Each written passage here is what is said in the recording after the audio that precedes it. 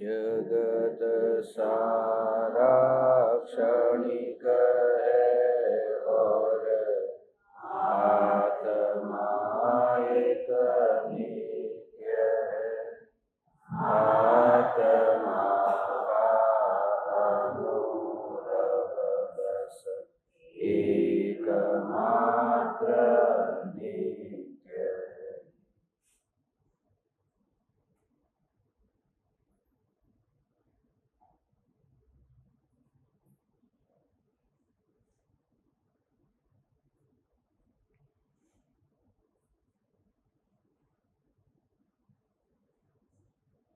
चैतन्य स्वभावी भगवान आत्मा अनादि अनंत शुद्ध चैतन्य मात्र है, ज्ञान मात्र है। मैं शुद्ध चैतन्य मात्र, ज्ञान मात्र भगवान आत्मा हूँ।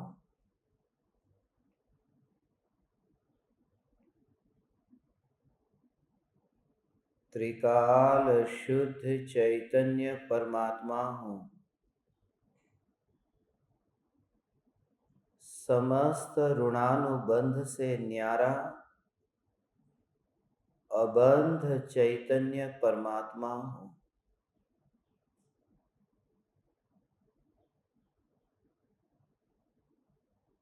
अनंत भव भ्रमण की लंबी यात्रा के बाद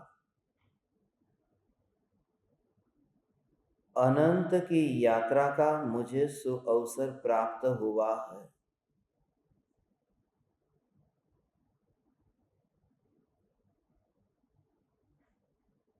संपूर्ण मनुष्य जीवन को अर्पण करके भी उस स्वरूप को प्राप्त करने की, उस स्वरूप के दर्शन करने की जिज्ञासा उत्पन्न होती है। कैसा होगा यह आत्म स्वरूप? मैं कौन हूं और मेरा वास्तविक स्वरूप क्या है?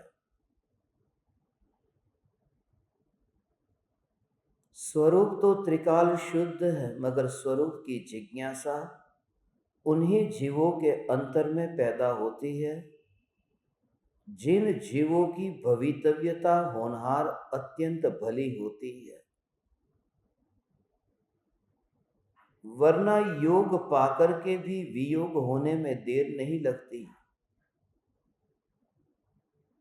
बिजली के चमकार को मिटने में कितनी देर लगती है?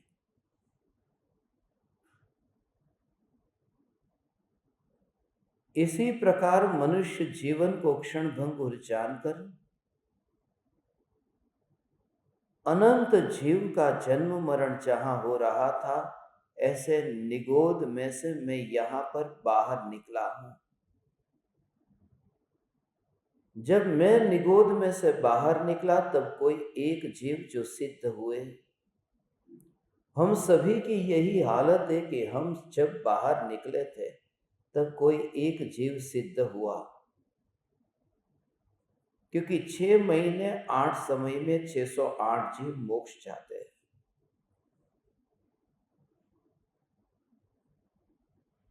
और 6 महीने 8 समय में 608 जीव निगोद में से बाहर निकलते हैं।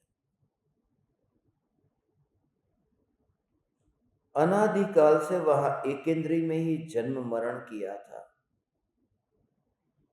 मारने से काटने से नहीं मरा था, आयुष्य ही उतना था कि मरा था।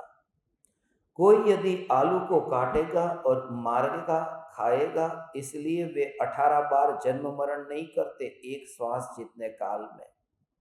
उनका आयुष्य का उदय ही उतना है। कोई खाए तो 19 बार जन्म मरण नहीं करते, न खाए तो 17 बार जन्म मरण नहीं करते। उनका आयुष्य ही उतना है। और ऐसे जो अनंत जन्म मरण करके मुझे ये अनंत चैतन्य स्वरूप की अनुभूति का यह अवसर मिला। कभी सोचने में भी नहीं आया था कि मैं कौन हूं। जरा अपने बारे में खाली भूतकाल को याद कीजिए। क्या कभी इस बात का विचार भी आया था कि शुद्धात्मा मैं हूं, या फिर परमात्मा मैं हूं, या ज्ञायक देव मैं हूं? ये ज्ञायक देव शब्द तो यहां आकर के सुना। मैं परमात्मा हूं, ये सुनकर के तो ऐसा लगा कि मैं परमात्मा? मैं तो इतना पापी हूं, और पापी को परमात्मा बताने वाला ये वितराग पुरुष का मूल मार्ग कैसा है? स्वाभाविक है। अनंत अनंत काल के बाद में फिर निगोद में से जब बाहर निकला, जन्म मरण जन्म मरण जन्म मरण चालू ही था। जो जीव सिद्ध हुआ है, और उस समय निगोद में से एक जीव बाहर निकला है, पूर्व भव में जो सिद्ध होने वाला जीव भी उसके साथ में ही था। एक जीव जब मोक्ष में जाता है तब दूसरा बाहर निकलता है। यह भी एक परस्पर उपकार है जीवों का एक दूसरे के ऊपर। परस्पर ग्रहो जीवानाम, ये सूत्र इस बात को बताता है। कैसा कैसा कैसा कैसा ये रूप है कि वहां कोई मोक्ष में गए, अरिहंत से सिद्ध हुए, और वह निगोद से निकल करके फिर त्रस पर्याय में आया। आज जिस घटना को हमें समझना है, संक्षिप्त में समझना है, इस घटना को आज, इस कथा को आज के इस अंतिम दिन लेने का भाव इसलिए आया था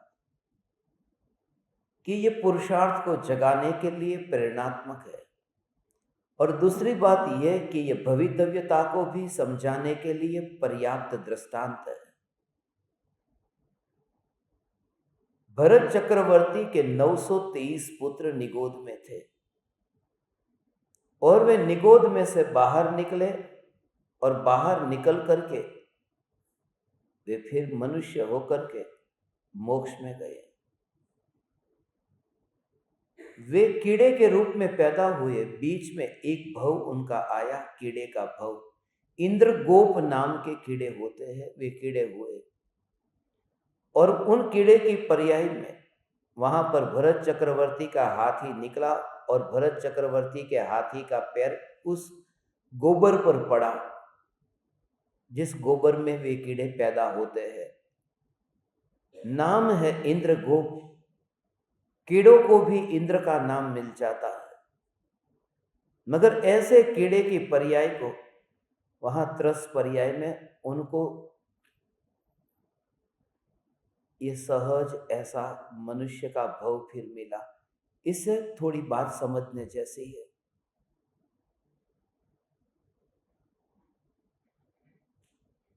यह है कि जब निगोद में से वे तिर्यंच गति में पैदा हुए, दो इंद्रिय में पैदा हुए, वे कीड़े के रूप में पैदा हुए, उस समय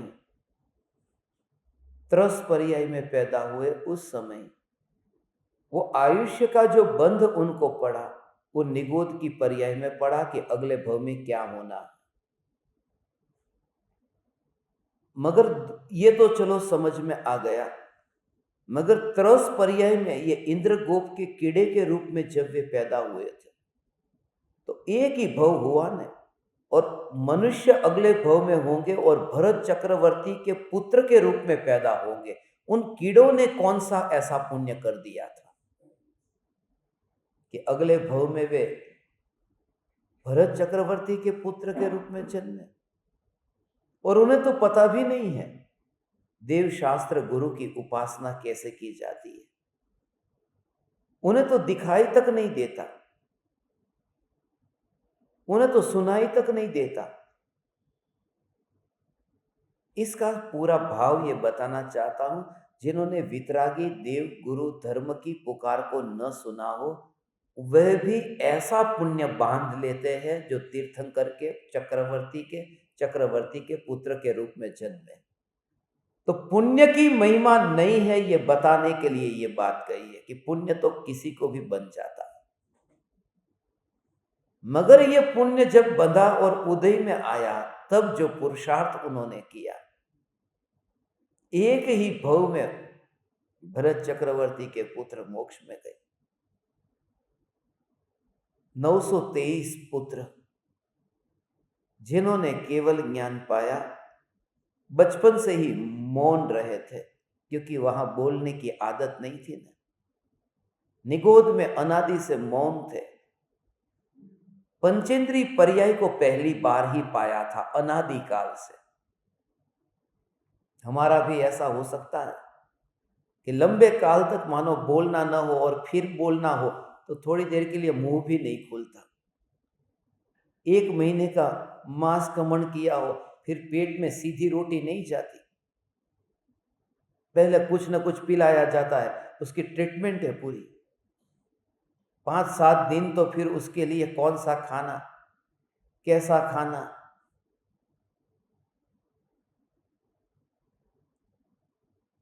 जो बोलना नहीं था, उसकी आदत के कारण वे बोले नहीं। इसलिए केवली जो अनेक प्रकार के होते हैं, उनमें से एक मूक केवली होते हैं, अंतःकृत केवली होते हैं, तीर्थंकर केवली होते हैं, सामान्य केवली होते हैं, उपसर्ग केवली होते हैं। अलग अलग केवली जो होते हैं, उनमें एक मूक केवली है। मूक केवली का मतलब वे बोलते नहीं है। केवल ज्ञान पा लिया, मोक्ष में जाने तक वे मौन ही रहेंगे। जैसे राम तीर्थंकर नहीं थे, वे भगवान थे, मगर उनकी दिव्य ध्वनि खीरी, वे मूक केवली नहीं थे। वे अरिहंत के रूप में गंधकुटी में उपदेश देते थे। तो ये मूक केवली के रूप में ये 923 पुत्र। एक कारण ये भी था कि आज 23वां दिन था और ये अंतिम था, इसलिए 923 से मुझे भरत चक्रवर्ती के 923 और ये 23 दिन की शिविर स्मरण में आई थी। ये 923 थे। और खास बात ये कि जब ये अंतिम पढ़ना था और मैं जब पढ़ रहा था उन 923 के बारे में, तब ये भाव आया। वो मेरे को पढ़ने में ठीक तरह से नहीं आया। मैंने वो 9, हिंदी का 9 है ना, वो एक जैसा हमको पढ़ने में आता है। मेरे को तो कभी कभी आता है 9 और 1 में ऐसा। तो इस वजह से ये भाव आया कि इस शिविर में 123 प्रवचन रखेंगे। ये 923 से 123 का वो कनेक्शन जुड़ गया। मूल अंत में अभी अपन को ज्यादा कहना नहीं है, सिर्फ इतना कि बीच की जो पर्याय है, उसके लिए बीच में इस प्रकार का भाव निगोद में आ ही नहीं सकता कि सीधा मनुष्य बने। ये नियम जानो, इसलिए बीच में वो कीड़े का भाव आया। और तो भी एक तो गोबर में, एक बात तो ये कि गोबर में रह करके भी चक्रवर्ती के बेटे का पुण्य बन सकता है। पहली बात तो गोबर में रह गए, माने चक्रवर्ती के बेटे होने के लिए गोबर से भी बाहर निकलने की जरूरत नहीं है। जो क्रियाकांड के गोबर में पड़े हैं ना, उनके लिए खास कहता हूं, कोई बड़ा काम नहीं है वो। पुण्य पुण्य पुण्य ये बड़ा काम नहीं है। गोबर के कीड़े भी पुण्य बांध लेते हैं। यहां कहते करोड़पति। वो जो दृष्टांत दिया कि मानो एक वो लड़की जो है, वो नासिक की लड़की अभी वो स्वीडन में चली गई है और 100 करोड़ की मालकिन बन गई है। कैसा पुण्य उसका, पूर्व भव में कितना पुण्य किया होगा। मगर चक्रवर्ती की पुत्र तो नहीं हुई ना। यहां तो गोबर में कीड़ा जो है वह ऐसा पुण्य। उसके अंदर भी जो मंद कषाय होते हैं, कषाय भावों की मंदता से ही वो पुण्य बन जाता है। और वो भी मन कीड़े के रूप में पैदा हुए। और संजोग भी कैसा, भरत चक्रवर्ती का हाथी भी उधर ही जाना था, जैसे आमंत्रण देने ही गया हो, आजा।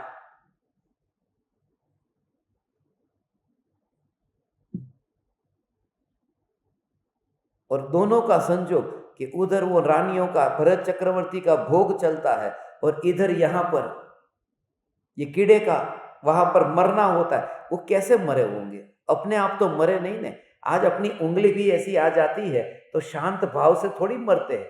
ये धर्म की बात सुनकर के भी झटका लगता है, अरे ये झटका लग गया।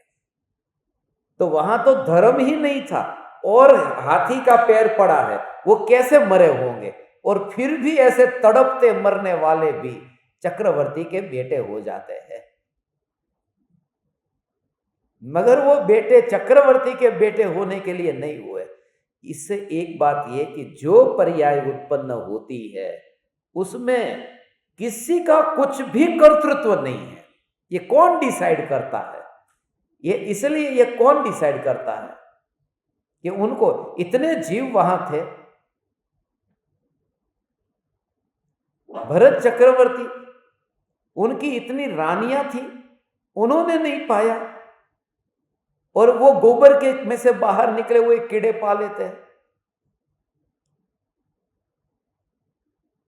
ये भवितव्य ये कौन नक्की करता है? ये कतार में है ना, ये कतार लगानी नहीं पड़ती। चलो लाइन में लग जाओ, एक के बाद में एक क्षमा मांगनी है ना, सब कतार में खड़े रह जाओ, इधर से कतार में वहां तो कतार है, अनंत काल की कतार है। और प्रकृति की व्यवस्था में ये सब कतार में सुनिश्चित है।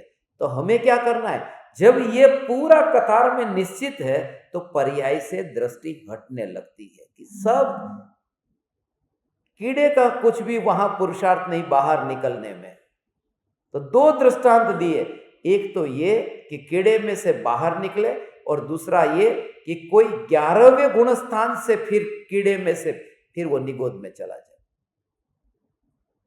कोई निगोदिया है वो मोक्ष में जाता है और कोई 11वें गुण स्थान वाले मुनि है वो निगोद में चले जाते हैं। माने ऐसी जो होनहार है उसमें त्रिकाली ध्रुव चैतन्य सत्ता का क्या रोल है? कुछ भी नहीं है। जो उनमें कुछ करता नहीं है ऐसा चैतन्य में, तो परिणामों से उदासीनता आ जाती है, भावों से ही उदासीन हो जाता है कि इन भावों में मेरा कोई कर्तृत्व नहीं है। ऐसा ये बड़प्पन नहीं है। मनुष्य हो गए महापुण्य के उदय से, महापुण्य के उदय से मनुष्य हो। कृपालु देव क्या कहते हैं? ये मनुष्य भव का जो एक समय है, एक समय, वो तो अनंत चक्रवर्तियों की संपदा से अधिक मूल्यवान है। मनुष्य जीवन का एक समय, चक्रवर्ती एक नहीं, अनंत चक्रवर्ती की संपदा से ऐसा एक समय। और ऐसे वो कीड़े उस मनुष्य भव में पैदा हुए, चक्रवर्ती के घर पे तो हुए मगर चक्रवर्ती की संपदा से भी अधिक महिमावान ऐसे मनुष्य भव में, ये सब एक साथ में कितना पुण्य का उदय। मनुष्य तो होना, अनंत चक्रवर्ती से भी, उनके वैभव से भी अधिक पुण्य जिनका है ऐसा मनुष्य का भव, और वो भी चक्रवर्ती के वहां पर ही। कोई उपवास नहीं किया, कोई देव दर्शन नहीं किया, कोई भक्ति नहीं की, कोई, और ऐसा भव पाया हो। ये जो क्रिया करके जो भव पाते हैं ना, भगवान की पूजा करके, व्रत करके, शास्त्र में कहीं ऐसा नहीं लिखा कि इतना व्रत तपशील संयम से जिया कि चक्रवर्ती का बेटा हुआ। ऐसा लिखा है कि व्रत तपशील संयम से जिया और मर करके फिर वो स्वर्ग में देव हुआ। तो देव का भव ऊंचा है कि मनुष्य का भव ऊंचा है? मनुष्य भव ऊंचा है ना। तो पूजा भक्ति व्रत तप करने वाले वो भव को नहीं पाए और वो भव उस कीड़े ने पा लिया। माने तुम्हारा सब पूजा भक्ति व्रत तप ये सब ज्ञानी कहते ईंधन है, जला दो उनको। हैं जला दो, ये मैं नहीं कहता, ये मुनिवर राम सी पाहुड़ दोहा में लिखते, वो व्रत का पालन करने वाले मुनि खुद लिखते। ये तो कभी सत्संग होता तो ये ऐसा राज खोलता मुनिवर राम सी का, जो ये कहते वो ईंधन है।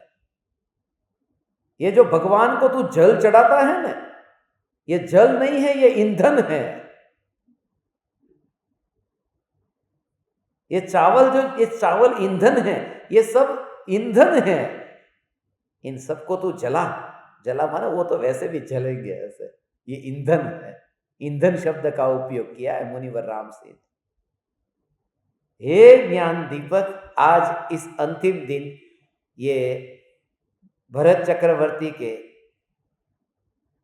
923 पुत्रों की जो कहानी है, ये दृढ़ता करना आप यहाँ से अब विदा हो रहे हैं, इसलिए कि पुण्य की महिमा नहीं है, पुण्य करने वाले की महिमा नहीं है, पुण्य के उदय की महिमा नहीं है, कर्म की महिमा ही नहीं है।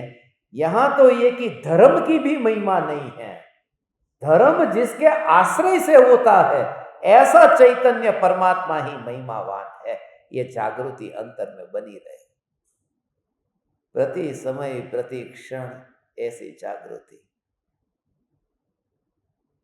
भरत चक्रवर्ती ने ये प्रश्न पूछा, माने भगवान के समोसरण में ऐसा हो जाए ना, आपके घर पे एक बच्चा पैदा हो और बोलता न हो तो टेंशन तो होगा ना कि 1 साल का हो गया, 2 साल का हो गया, बोलता नहीं है,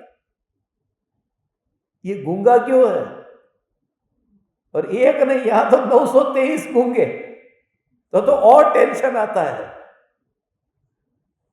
कि कोई डॉक्टर के पास में ले जाओ, उनको कुछ दिखाओ। कितने डॉक्टर के पास में जाके घूमते हैं, यदि बोलता नहीं है तो। मगर भरत चक्रवर्ती डॉक्टर के पास नहीं गए, समोसरण में जाके पूछा कि ये बोलते क्यों नहीं है। तो भगवान की वाणी में आया कि ये दिव्य ध्वनि में आया ओ कि ये कीड़े में थे, उससे पहले निगोद में थे, ये इनकी मौन की जो आदत है उसके बोलना ही नहीं आता, वाणी ही नहीं निकलती। और पहला वचन निकला तो यही, जिनेश्वरी दीक्षा दो। यही वचन, ये वाक्य तो निकला बस। जो अनादि अनंत इतने काल में इतना ही बोले और फिर मौन होकर केवल ज्ञान पा लिया, मोक्ष में गए। ऐसे 923 पुत्र। भावना भाता हूं आप सब भी गोबर के कीड़े में से निकले और 142 ज्ञान दीपक होकर मौन रहकर इसी भव से मोक्ष जाए। इस भव में, इस काल में मोक्ष हो सकता है, उसका ही नाम दृष्टि मोक्ष है।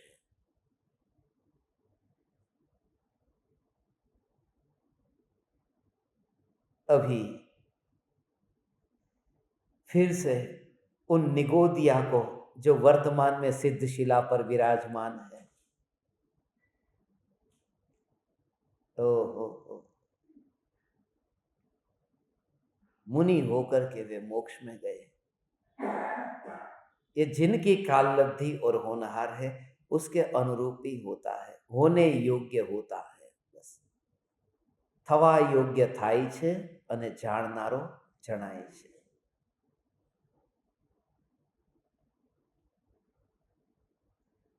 उन 923 पुत्रों को, परमात्माओं को हम हृदय के अंतःकरण से प्रणाम करते हैं। चैतन्य चैतन्य चैतन्य। अहो अहो श्री सद्गुरु करुणा सिंधु अपार, इस पामर पर प्रभु किया अहो अहो उपकार,